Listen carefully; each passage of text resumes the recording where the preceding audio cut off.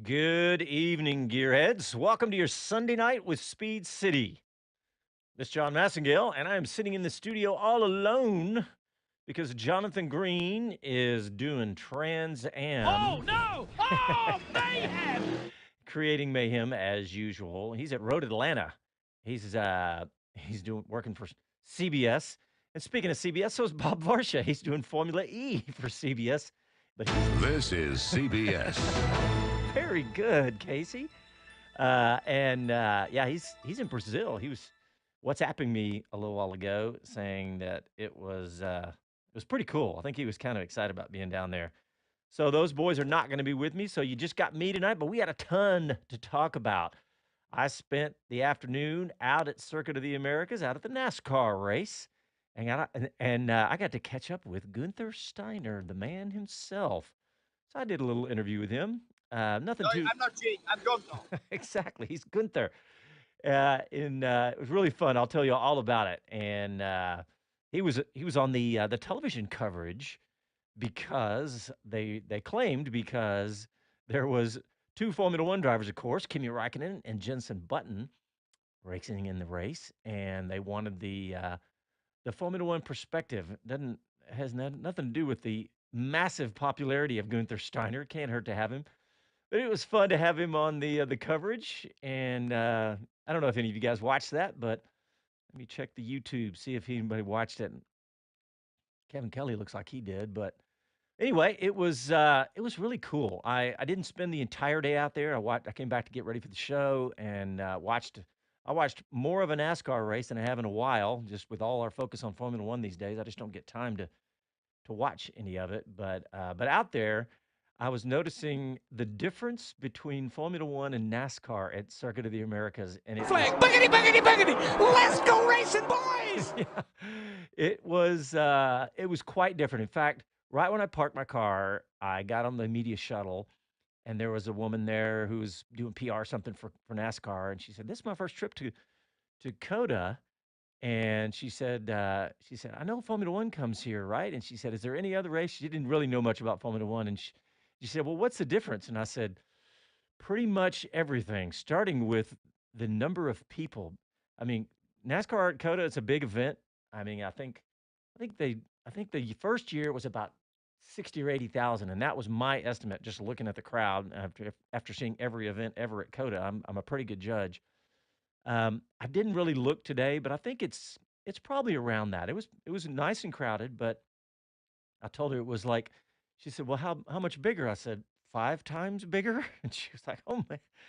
And it does feel like it because the crowd during Formula 1 is just I mean, it's just an electric, amazing, just crazy event. And this was fun, definitely a little more laid back. I saw lots more Daisy Dukes than you see at a Formula 1 race. I saw a lot more cowboy hats and bell buckles. I saw quite a bit of tailgating, just lots of regular folks having a blast. And I was wandering through the paddock and actually got kind of sucked in on the cars, just like probably all of you guys would and gals. I got was walking through the paddock. Of course, I was walking through. It was a little different than a Formula One paddock. All the cars were backed up to the door of their garages. And the time that I went through, it was probably about 2 hours before the start of the race, and all of them had the cars running. And I couldn't breathe. I was like, "How are all you people standing right behind all these cars?"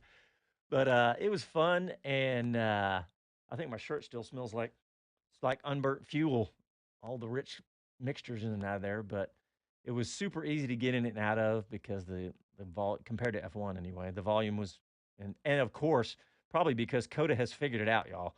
They have figured out how to get people in and out of there. So it was fun. It was very cool. The cars themselves, I wrote down some notes because the cars themselves, I didn't go last year because it was a Formula One day, so I didn't go to COTA for NASCAR. But they sound more refined. They sound like a next gen car, like they always call it. I mean, and even on the track, I was listening to them on track, and they sounded more mechanical, more refined. Is the only word I can come up with. But of course, they had the NASCAR big throaty V8, and I don't know. They sound like they have a good shriek at the top end of the RPM band, but it was pretty cool. It was pretty cool. I don't know if you guys watched the race, but it was a good race. Kimi Räikkönen, did y'all see that he was up to fourth? And right before we went on the air, I jumped on to see where he finished, and I was scrolling and scrolling and scrolling, and he finished 29th. He was still running, but he was fourth with 9 laps to go, maybe 8 laps to go. Of course, that was before the, I don't know how many restarts it was. Oh, it was a ton of restarts. We all complain about our our Formula One, whatever the FIA not doing not getting the calls quick enough, but every series, every sport, it's got its issues, and that was just too many restarts at the end there for NASCAR. I even heard Mike Joy was calling the race and he goes, "Oh, another restart," and yeah, and who was it? Clint Boyer said, "Oh no, no, really?" And you could tell it was just in his voice. But Casey was just telling me, he said 8 cautions and how many? 8. Wow, for 17 laps. That is crazy. But yeah, it was a fun race to watch, and I enjoyed it enjoyed it as a fan. That was kind of fun to go out there. I pretty much had my goal was to go get an interview with Gunther and Jensen and Kimi. Kimi and Jensen Button were just not available. I couldn't do it. I tried to get Connor Daly too, but all those guys had all their duties, and I kind of went out late. So, but yeah, it was pretty cool with Gunther because I just kind of caught him last minute. It was very fun, but but the NASCAR race was fun. It was good to watch, and Tyler Reddick scores his first 2023 win here at COTA in triple overtime, and it was kind of fun going into the race with looking at all of the road course ringers, as they called them, because like Jordan Taylor, he started P4. Where did he finish? Let me see, because he started going down the list pretty quick. He finished 24th, and so he was starting P4th. Kimmy started P22nd, Button 24th, and Connor Daly 35th. But none of those guys did that great. Obviously, didn't finish that well. But yeah, they got 6 road courses in NASCAR this year. So, and that new car, that latest car, because it came out last year. I mean, just looking at it, they're symmetrical, right? I think that's one of the big differences. They're symmetrical. They've got rack and pinion steering. They've got sequential gearboxes and a whole bunch more. But just looking at them, they look like they'd be better on a road course. I know that the lap times at COTA don't show that because that was one thing I had to get used to. Like towards the end of the race, like when I got back to the house, I flipped it on. And it was like 20 laps left, and I was like, "Oh, 20 laps," and I kind of converted the time in my head, and I went, "Oh, wait a minute, I got to reconvert that because what are COTA lap times with F1 are like a minute and 35 ish, and NASCAR like 2:15." But I know it's like Gunther says in this interview, it's not the same thing. It's all fun. It's just different. So I was not complaining, and it was just fun to watch. And the people looked like they were having a blast, and it was not so crazy overcrowded that people could sit anywhere they wanted. I saw lots of people on all the usual suspects out there up on turn one and lots of grassy spots. People spread out on those with their stuff. It was pretty cool. But I think I'm going to go to break now because I want to get to Gunther, but I want to play it after the break. So let's go ahead and take a break. And when we come back, I'll have Gunther Steiner. You're listening to Sunday with Speed City. Back after this.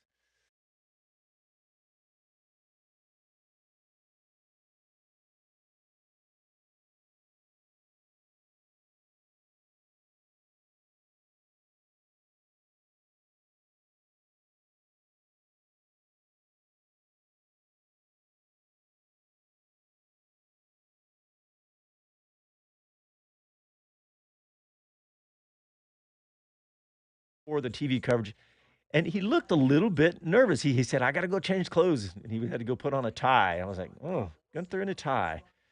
But it was very cool because I was WhatsApping with his PR guy, and his PR guy kind of went quiet. And so I said, "You know what? I've got Gunther's cell. I never bug him, but I just texted him, and he texted right back, and he said, 'Where are you? I'll come down.'" He said, "I don't have much time," and I said, "No, I don't need a bunch of time." So he came down and met me in the media center. Mike Bowles says, "I thought the cars looked more racy." I'd really definitely think they look more racy. I think NASCAR is definitely. That was fun. I just like seeing the cars. They look more. They just look faster. Oh, Andy P. He says Kimmy spun during one of the overtimes. Okay, that makes sense. Kevin Kelly, dual overhead cam. I didn't realize that in NASCAR. Huh.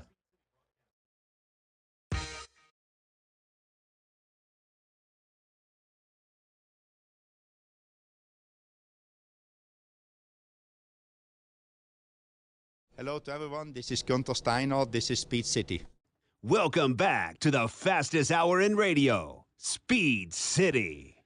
All right, welcome back. Hey, we're going to talk a lot about Formula One today. I didn't really go run down what we're going to talk about because I'm going to talk about, of course, McLaren firing their technical director, James Key.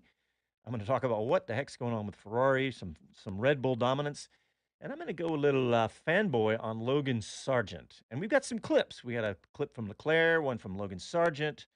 So we're going to talk about that later in the show. But like I said right before the break, I got to see Gunther Steiner. Man, it was really great to see him in person. And he was out there doing the television for NASCAR, and I caught up with him for just a couple of minutes here, right before he went on the air. So let's hear from Gunther Steiner.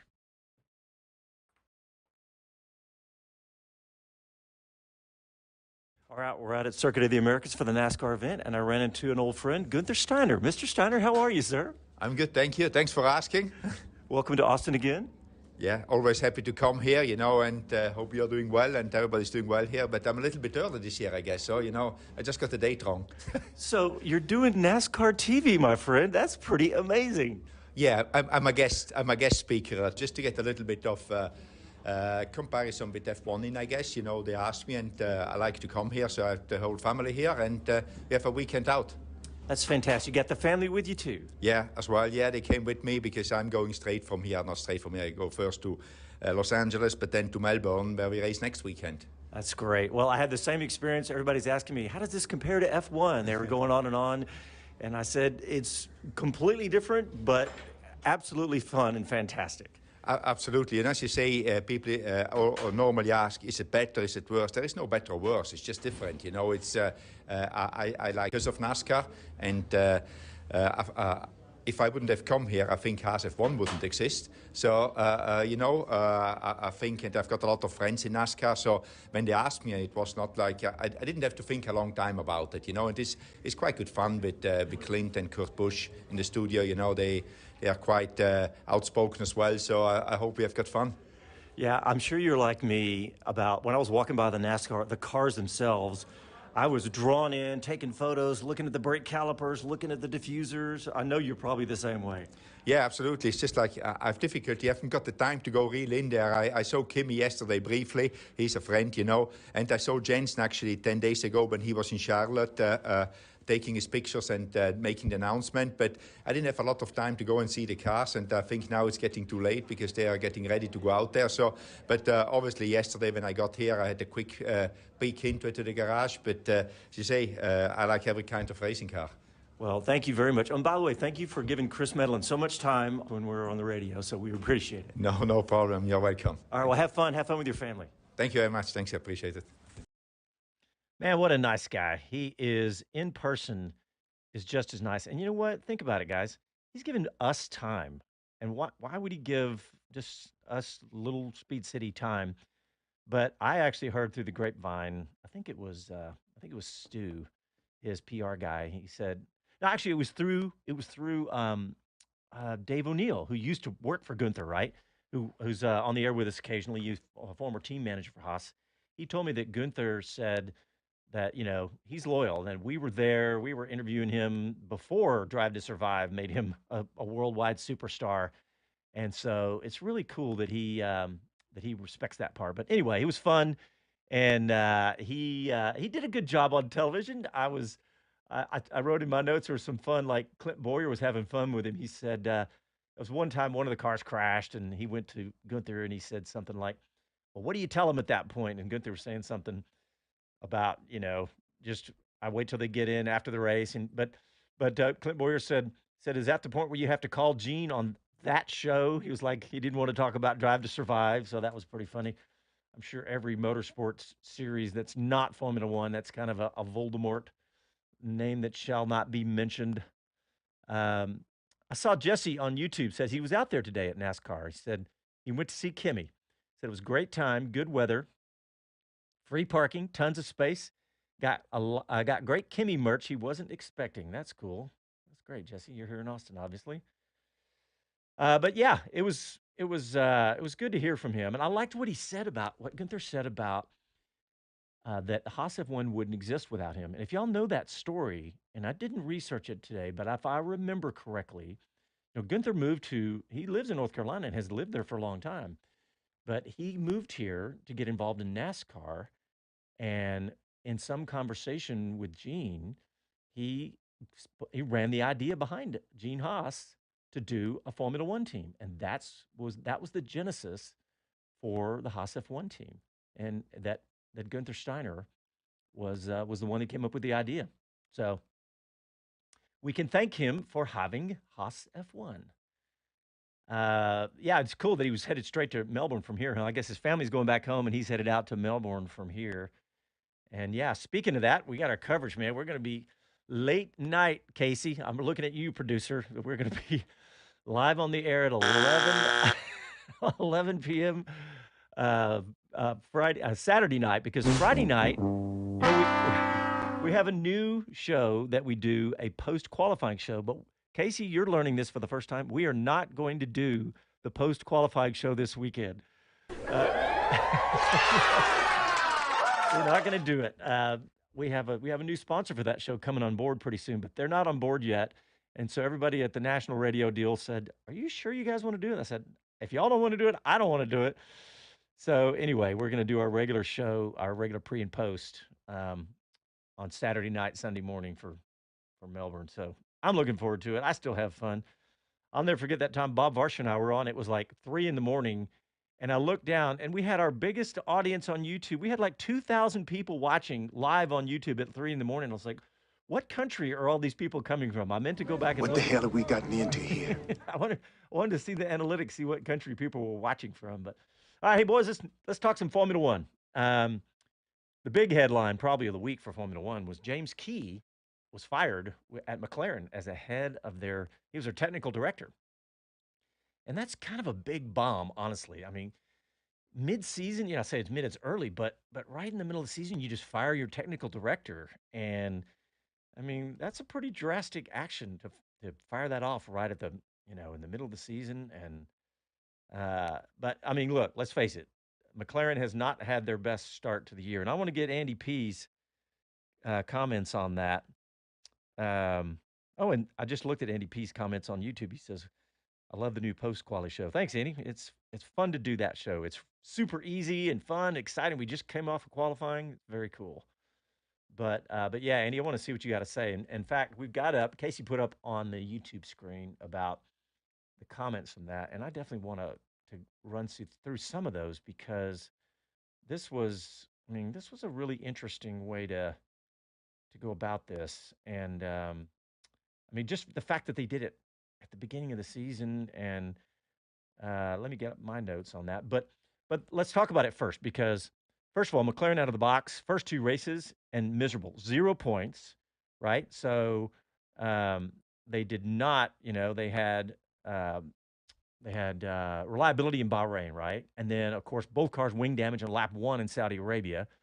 So, but there was they showed flashes of some speed at Saudi. So I definitely think there's some hope there.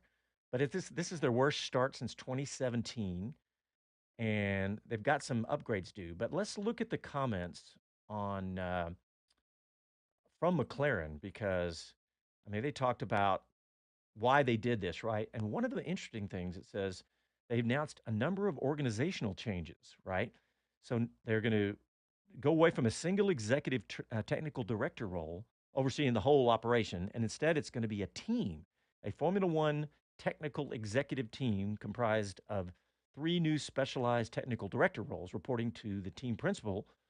And now, so with James Key gone, they've got several people. Basically, they've just kind of restructured their org chart, right?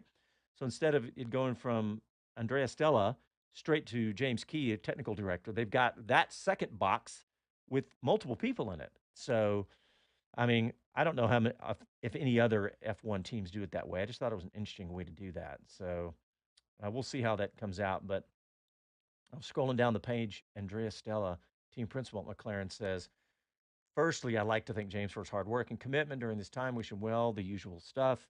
But says, looking ahead, I'm determined and fully focused on leading McLaren back to the front of the field. And since taking the role at team principal there, I've been given the mandate to take a strategic approach to ensure team is set for a long-term foundation for us to build over the years. It says the new structure provides clarity and effectiveness within the team's technical department and puts us in a strong position to maximize performance, including optimizing the new infrastructure upgrades we have coming in 23. So this is really interesting, guys, because I mean, I feel like what they've done is they've put pressure on themselves through the efforts of Zach Brown because Zach Brown is a master marketer, right? How many new sponsors and how many American sponsors with high expectations, right?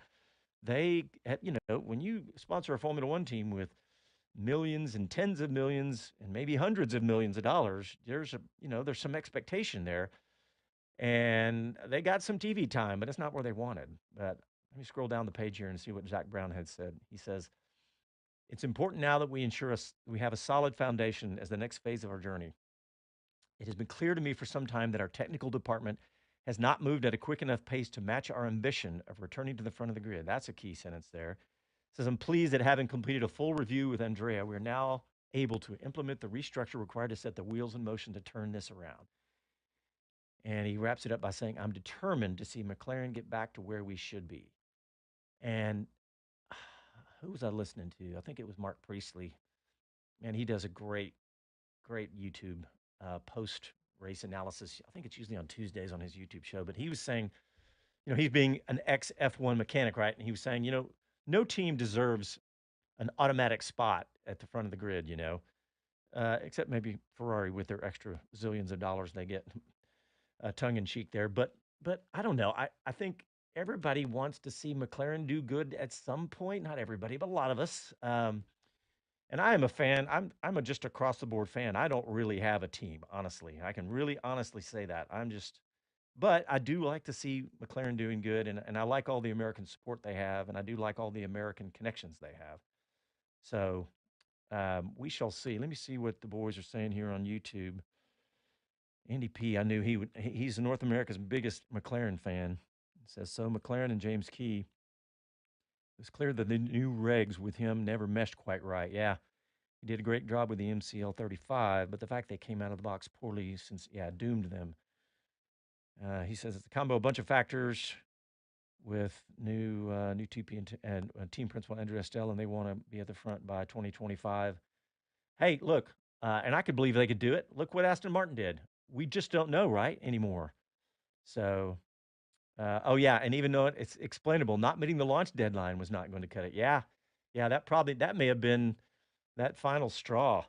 Give them a couple of races and they couldn't do it. So, yep, it's not fun times at McLaren right now. And I was just looking at some other notes. They do have some upgrades coming. So if you're if you're a McLaren fan, they do have some upgrades coming at Baku in Azerbaijan. So that will be interesting. I was just some other notes here. Despite how unhappy the team is, its relative competitiveness. Yeah. They just really haven't a good, clean race to see where they're at. That's what we need to do. We need to see, and we don't know because Melbourne may not be the spot for them either. But we're just going to have to give it some time and see what happens with McLaren because we definitely want to see them try to get that ship righted. But all right, well, let's see what else I want to talk about tonight. The next one I had on my list was I was going to talk about Ferrari because I wrote in my notes, are they fourth fastest now? And so I was like, let me look at the constructor standing and just look at this objectively.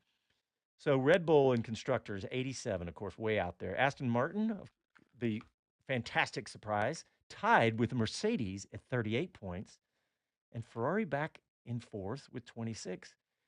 And I don't know because Mercedes was definitely looking better in Saudi, right? And Ferrari's, what was it, sixth and seventh at Saudi?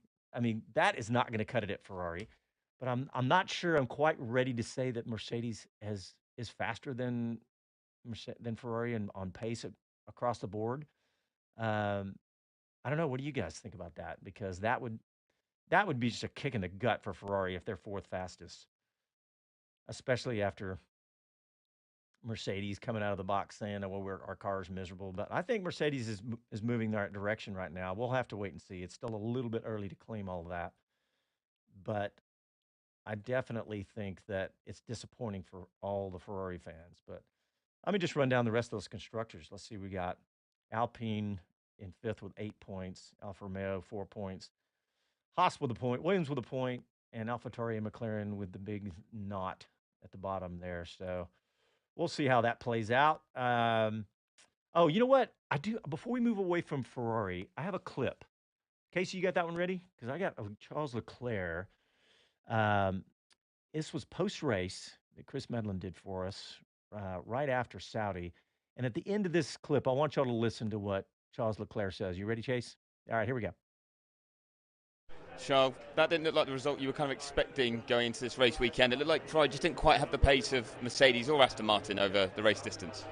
Yeah, on the software I think pretty strong because I got past the people and then I was in free air so I could use the pace of the car. Then on the hard I couldn't really push more whenever I got within over 1 second, from 1 second to 1.5 seconds to Carlos, which was just not enough to get the DRS. There I was losing too much downforce and it was just impossible to get closer. So yeah, it's like this. It's a shame, but it's like this. What do you take away from this weekend? What have you learned? We are just too slow, so we need to work hard. We are just too slow. We need to work hard. He definitely looked frustrated more than once this season, Charles Leclerc has. So, yeah, nobody at Ferrari's happy right now. All right, guys, let's get another quick break in. You're listening to Sunday Night with Speed City. Back after a quick break.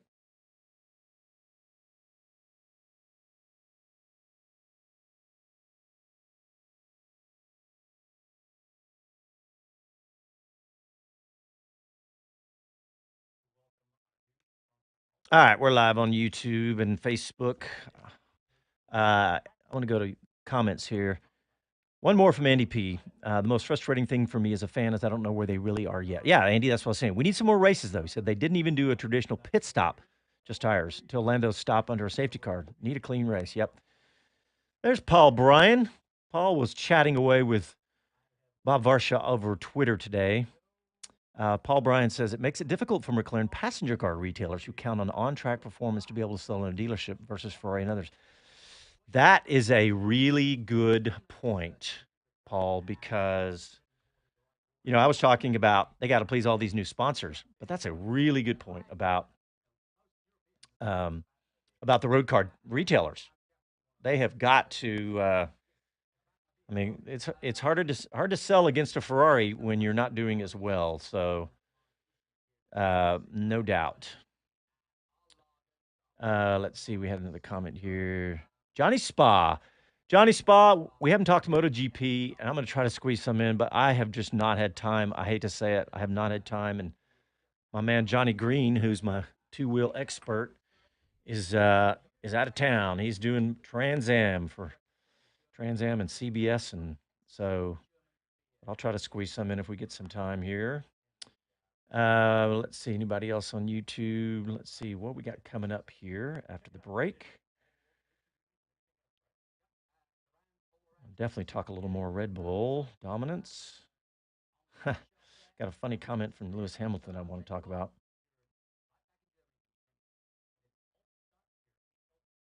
Let's see what else we got here. All right, here we go.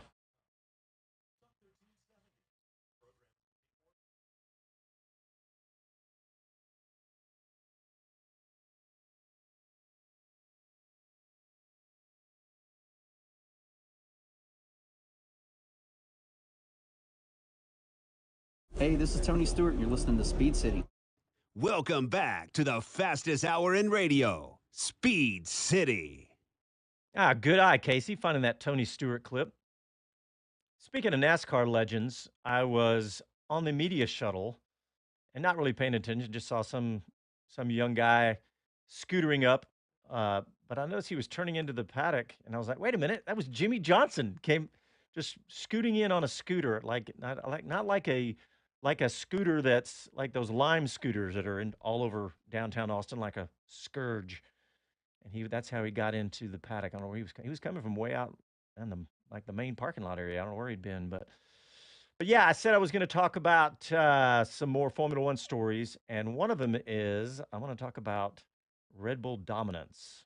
Um, and it looks pretty crazy, right? I mean, it looks intense. And I saw a really interesting quote from Toto Wolff. This was actually I saw on one of Chris Medlin's articles on Racer.com, and he was saying something basic to the effect: "Don't go negative about Red Bull dominance." Was the headline.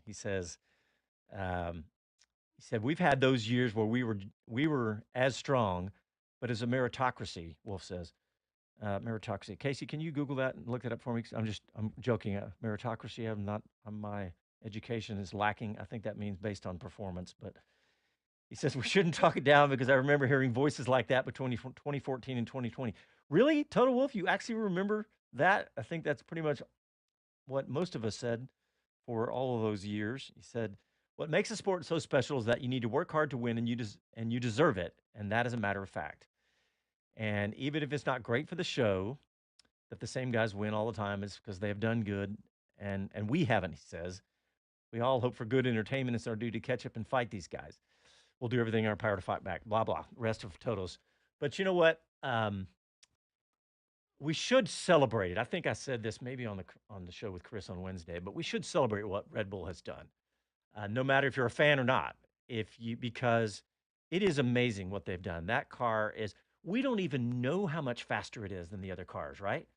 I mean, it feels like they're just kind of giving it whatever they need to win is what it feels like right now, and holding back their powder. So we don't know how fast they're going to get. And here's some comments from Christian Horner. He said he admits he's surprised by his team's advantage. He says you can only focus on yourself. So all testament to the team and Milton Keynes. They've done a wonderful job. It was so critical for us to come out of the blocks competitively. He says the wind tunnel reduction has applied since last October. So for us, we couldn't afford to miss the target. So anyway, we'll see. But but I thought it was funny that he said he was surprised by his team's advantage. But he said he's surprised about that the other teams haven't caught up. So we'll see about that. I don't know. What do you guys think about that? Are you okay with the Red Bull dominance for a season? Because if you think about the races we've seen so far, first of all, in Bahrain, it was fantastic to see Aston Martin, all the testing and all the times we saw at a testing actually come to fruition, and they actually were fast. And having Alonso being fast is amazing. And of course, in Saudi, there was so much going on behind Checo and ultimately Max that it was fun. I thought the race was great, super entertaining. Watching Logan Sargent and watching all the action behind him, and of course, uh, the debacle with the FIA getting the podium, having Alonso hand the podium trophy to George Russell, and then him hand it back. I don't know how many fingerprints were on that trophy, but it was not good. But like I said earlier, every motorsport series, every sport has their challenge, and with officiating and getting it all right, balancing the entertainment and all that. But Derek says on YouTube, he says it reminds me of Red Bull and the Vettel and Weber years. Absolutely, it's right. And you can keep going back. Ferrari and Schumacher, you just go back, and it happens. It always happens.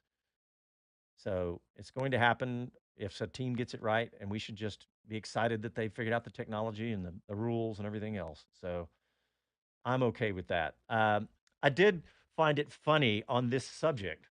Did you guys see what Lewis Hamilton said about it?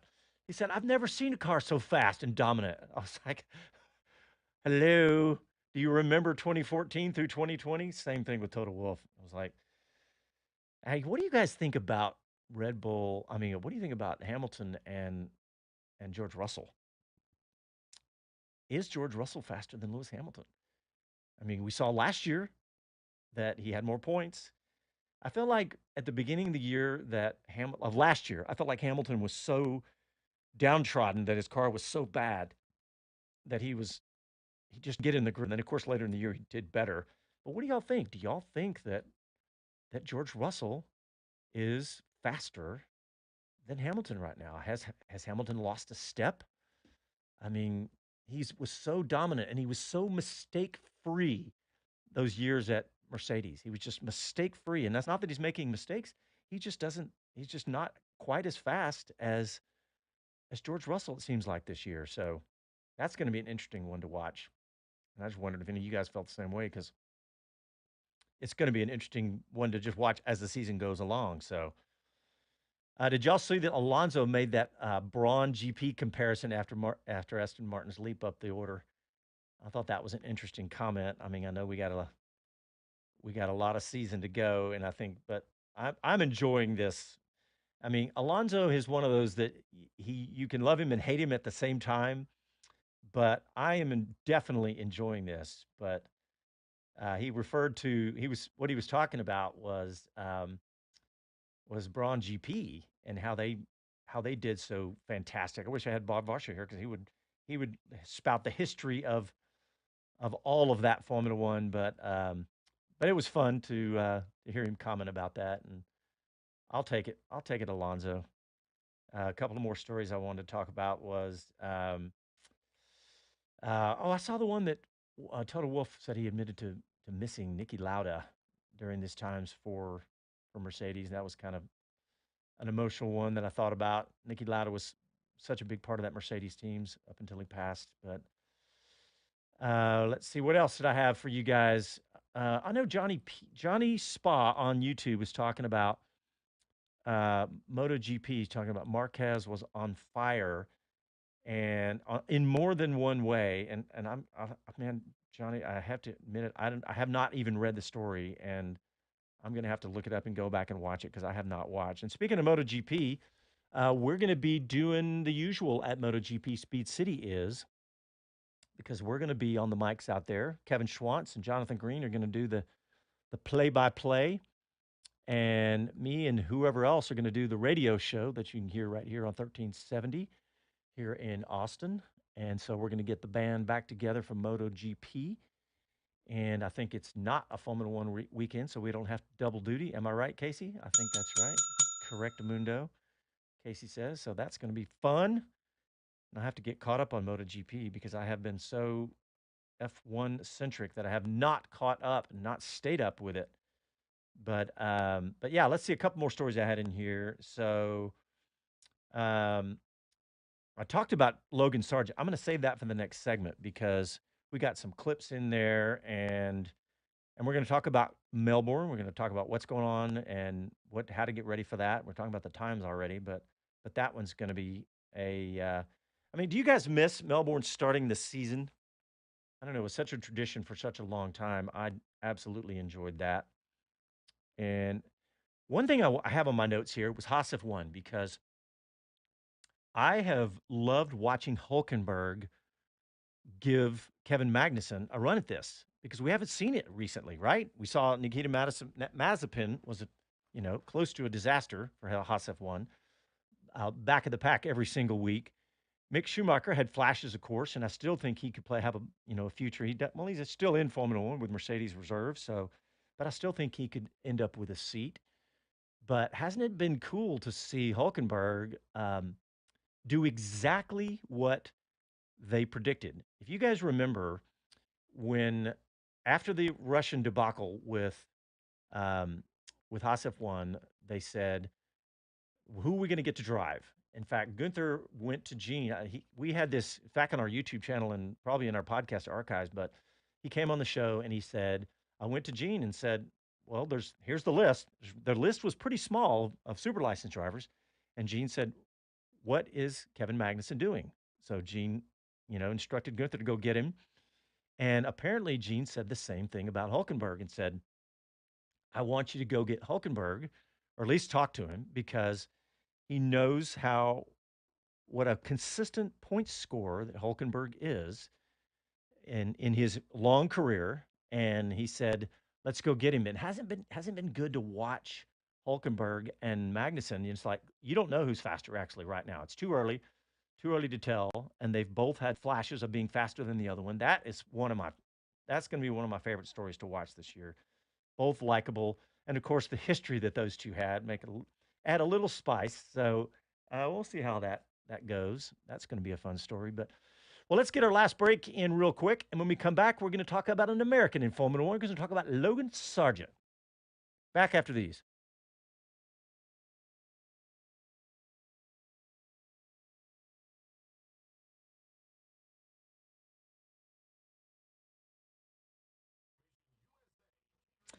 All right, we're back on YouTube. I was looking at what Johnny Spa. Yeah, Kevin Schwantz is going to be in the booth with us. You know, Johnny, I think he's done every broadcast with us. And yeah, it's absolutely appropriate that Kevin Schwantz does those broadcasts with us because he and Tavo Hellman helped sketch out Coda on a napkin. Y'all Google that if you don't know that story. You probably know it if you're listening to me. Johnny Spa said the weekend had ended up weighted. I'm not sure what he meant by the bikes and riders. Oof. Johnny Spa says Melbourne to start is how I'd like it. Yep. Derek says the same thing. Yes, I miss it. Melbourne should be the start of the season, Andy P says. Johnny Spa, love Kevin. Yeah, Kevin is great, man. He's great. He's very. All right, here we go. Here we go back.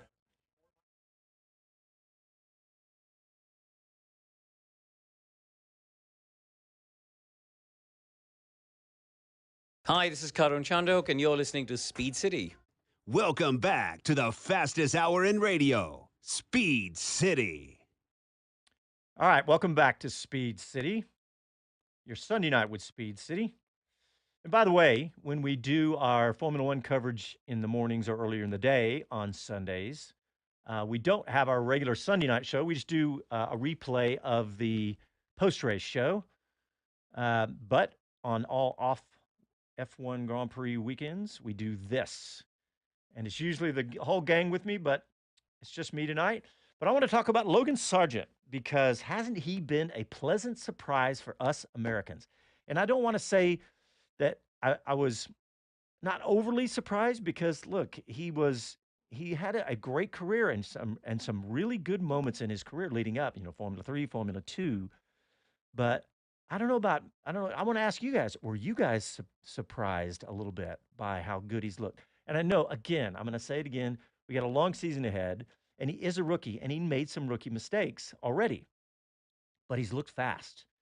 And like Jonathan's been saying on the Formula One shows, that he looks like he's been there. He belongs there. He looks like he belongs there.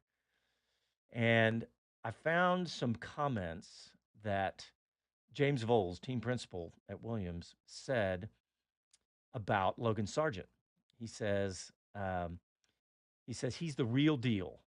He says because remember James Voles was back at Mercedes when Logan Sargent was coming up, and he was testing for all the teams and doing some testing. And he said he came to Mercedes as a sim eval driver, and I was interested in looking at him because he had performance. Said especially when you go back to his Formula 3 performance in an average team back in 21, says James Vole. That's a quote. And he said he was there with Oscar Piastri, and I rate Oscar also highly. And he said at the time in Mercedes, we had a good suite of drivers. So that was my relationship with him there. That's how it ended because they had a whole bunch of drivers, obviously.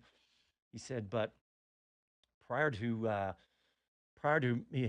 James arriving at Williams, Williams had funded his Formula 2 career, so he's now salaried as a professional driver and funded him. But he said I admit that he was a little reticent about how quickly Logan Sargent would get up to speed. That's the perfect description of how the way I felt about it. I said I was surprised, but I was just a little reticent. I mean, I knew that he's done good, and when I've spoken to him in person, I spoke to him about 10 minutes after the announcement was made at Coda. If you guys recall, it was not this past 22, but 21 when he was announced that he was going to be driving for Williams into their driver academy. And so they sought out the American journalists and they said, make a spot. So, and I had reached out to them. I kind of had gotten wind of it a little bit. So I reached out to them early and they said, yeah, you can. So they brought me in immediately. So I got to interview him and I was like, I want to see what he's like. And he absolutely did not have the deer in headlights look. but he wasn't at all arrogant. He wasn't. He was very humble, but he just had, dare I say, just kind of an American viewpoint. He was like, I'm going to grab this opportunity and I'm going to kick its butt and I'm going to do whatever it takes to get it done. And you could just feel that. But he wasn't, he wasn't over. He wasn't rude or anything. He was just a good kid, and he's still young, but he's been really great so far. But a little more, a couple of quotes from James Voles from Williams. Uh, he says, it just goes to show that in my previous life I was wrong and Williams right, which is great that he admits that. And by the way, I really like James Voles. I think we talked about it on the post race show the other day, but I really like him too. He seems like he's got a really, really good head on his shoulders, and talked about. I mean, he just looks like a really intelligent guy. So, but I do have a clip from Logan Sargent, and I think this was post Saudi. Yep, this was just a week ago. So this is post Saudi, and he talks about being disappointed. So let's hear from Logan Sargent. Logan looked like a tough race out there, but probably one where you learned a lot. You had a lot going on to deal with. Yeah, I think the first 30 laps went pretty well. Pit stop was good pit entry, good pit exit. But yeah, I just struggled to keep the option tire alive there towards the end. And the last 20 laps, I was definitely hanging on to it, struggling. Just felt pretty disconnected to the car today, so quite a bit of data to look at and see why. But yeah, you gotta learn from the negatives and take the positives. Well, you were shadowing your teammate for a big spell there as well until Alex had to retire. It looked like your pace was good. Is it something that you come away from with more confidence that you've shown that even on a track that's tricky, you can be that competitive? Well, I think in qualifying, especially yesterday, I was really, really quick, and unfortunately we didn't get to show that. But I think today not as happy with. I think again it's a great way to learn why we struggled mainly towards the end of the race. But to be honest, even for the first 30 laps, I didn't feel very comfortable. So just a lot to look at to see why that was, and try not to let it happen again. Yeah, a learning process, and that's exactly what team principal said about it too. He said he hasn't got the experience that Albon brings to the team. He says, but his young, fiery passion that comes with things, he wants every millisecond you can get out of the car. And I think that's right. And how good was he in qualifying, though? I mean, I know he had that. He messed it up, but I say good. How fast is really the word I should be saying, because he was very fast. He had a track limits problem in Q2, but he was fast in qualifying, guys. And I'm just really excited. I'm excited for the Williams team, because they look like they could be, you know, beaten at the mid pack here. I mean, it's we don't know where everybody's going to end up in all this, but they're an American-owned company. If you guys recall, they're owned by, I think it's Doralton Capital is the way it's pronounced, but they're just basically an American investment firm. But I like the moves they've made. If that's what I was afraid of when I said I was surprised with Logan Sargent. I was afraid that, okay, we've got this American, owned team, and they're just bringing him on because he's an American. And I was like, that was my reticence there. So I was just a little disappointed. I mean, I was a little worried, not disappointed. I was a little worried that that's the way it could end up. So, but I think I'm happy. I'm excited that he's done what he's done. So we shall see. All right, I saw somebody texted me a question. They said, "Do you think that I think they'd seen an article on F1. I think I saw this. Do you think Sergio Perez is a genuine world championship contender?" And I started thinking about this. And if I were betting in Vegas, I would not be betting on Checo. One, the team's built around Max. Let's face it. But Checo, to me, I think back in his career, and he's always been fast. What his nickname, the tire whisperer, right? He's always been fast, and you're not good with those tires without being an amazing driver with a touch that it requires to do that, right? But think about Checo's career, right? He's not been in the spot that he's in right now where he can actually be in a position to win. But think about Checo's demeanor, right? I don't think he has the fire, let's say, of a Max Verstappen because I don't think anybody has the fire like Max does right now that I can think of in Formula One. It has it to that level that literally do anything, do whatever it takes, and cross the line. Let's say maybe even so. I say maybe we know he has. So let's face it. But think about Checo and his demeanor, and is that would that hold him back? I don't know if that's fair to say about him, but what do you guys think? About Checo, and you think that that's possible? Because I I don't. I mean, sure, it's possible because you never know what can happen, but I think it would have to be some pretty dramatic stuff to happen for Checo to win the championship ahead of Max. I just don't see that if I'm a betting man. So um, another story I want to talk about is Mercedes. We touched on them earlier, but I'm just thinking about the way they ended up um, gaining some time in Saudi. And I was thinking about all along we've talked about this. It's zero side pod thing, but the changes that they've made, I've heard a rumor that we may see some changes to the side pods. I didn't put that in my notes earlier, so that's why I was going to just bring that one up. But let's see what else. Um, I wish that I had Mr. Green here right now because he feels just as strongly about Logan Sargent as I do in a different way. He was like, I told you earlier that he said he belongs in Formula One, right? And just that way. But he was saying that he's always preached that. Jonathan always said, "Look, there's a lot of guys that could be in Formula One that never get the opportunity."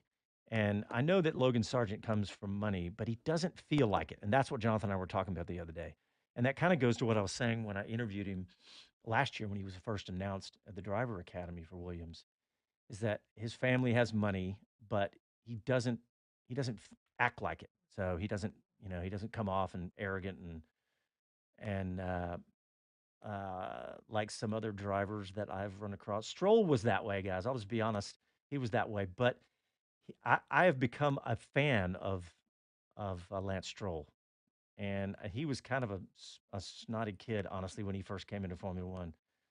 Like, we were standing there with our radio microphones and got completely ignored, but I get it, but he was and that wasn't it wasn't just that. So, anyway, I've become a bit of a Lance Stroll fan, but let me check the YouTube and see if I'm missing anything here. Derek says he thinks Checo could pull a Nico. I like the wording on that. Johnny Spa says that things line up right, Checo could win it. I think that's true. And he agrees with me, it's less likely. Yeah, I think it would have to be way too many stars aligned for that to happen. But yeah, Melbourne coming up, guys. We're going to be up early, and man, I have no predictions. It's too early for what's going to happen there. I'm excited to see. I'm excited to see what these cars and these teams and all the. I honestly, if I had to say I'm excited about anything more than anything else every week, I'm watching Alonso. That's my favorite thing this year. That and what we talked about, Logan Sargent, because it's not the same three teams at the top. That's probably my favorite thing. But I'm definitely looking forward to Melbourne and seeing what the results are going to be after seeing the way we've started this season with all the surprises. I do hope McLaren bumps up Andy P, and I bet they will. I bet they have a better week. Sometimes when you have a coaching change like this, I call it a coaching change with James Key stepping down as technical director. I say stepping down; he was probably forced out. But sometimes that can spur a little something and get the team going. So we shall see. We're almost out of time here, guys. We got about a minute left. Any last comments on here, YouTube? I don't want to miss. Nope, we're all good there. But yeah, thanks, guys. Thanks for tuning in with just me tonight. I'll have the rest of the team back for the F1 coverage. We need to get Dave O'Neill back in because he has such a unique perspective. And I've been talking to Dave about some stuff that he can talk about us with because he's had such the insider view being a Haas F1 team manager. So we'll get Dave back on a show soon. He's had a packed schedule, so we'll get him back on the show. And I know somebody texted me a while ago. How's my son doing? He's doing great. I got to see him today. They're prepping that McLaren to head out to California for the next IMSA race. In fact, he's going out to a race this week at Sonoma. Going to help some guys with another car. But all right, we are officially out of time. Thanks everybody for tuning in. Thanks all the folks on YouTube. And yep, we'll talk to you next Sunday.